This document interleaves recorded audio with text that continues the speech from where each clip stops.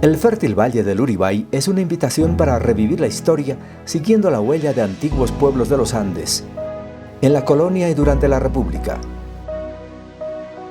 En la actualidad aún es posible visitar las haciendas que conservan la arquitectura de las casonas, que guardan reliquias rememorando una época sobre la que todavía hay mucho que contar. Luribay es una tierra con sus propios aromas y sabores en su gastronomía tradicional.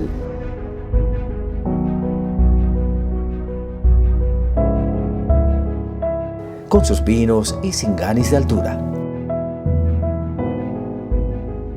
Esta cultura, esta tradición que tenía en la elaboración de vinos y singanis Luribay ya se ha encaminado, se va a trabajar de generación a generación.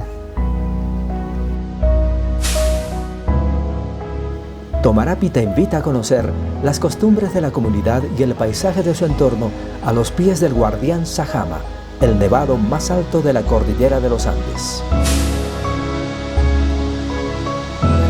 Explorar estos parajes al interior del Parque Nacional Sajama, hábitat de muchas especies de fauna silvestre, es una experiencia llena de sorpresas.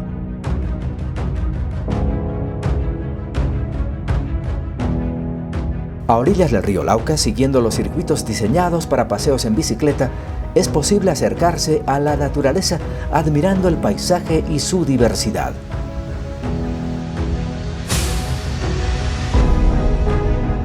En Livichuco se comparte la historia y cultura de un pueblo que mantiene su tradición desde épocas remotas, especialmente en el arte de los tejidos multicolores.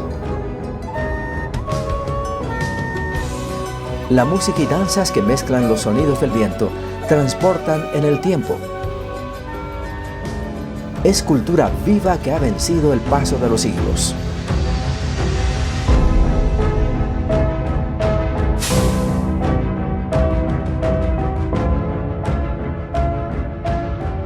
En la ruta de la quinoa y de la sal, Alcaya, la gran pucara o fortaleza, guarda los secretos de la civilización Chulpa. Los vestigios arqueológicos abarcan un amplio espacio en la cima de las montañas.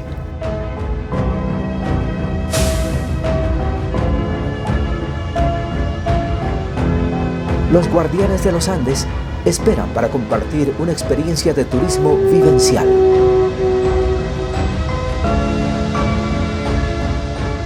Más allá del paisaje, la gente.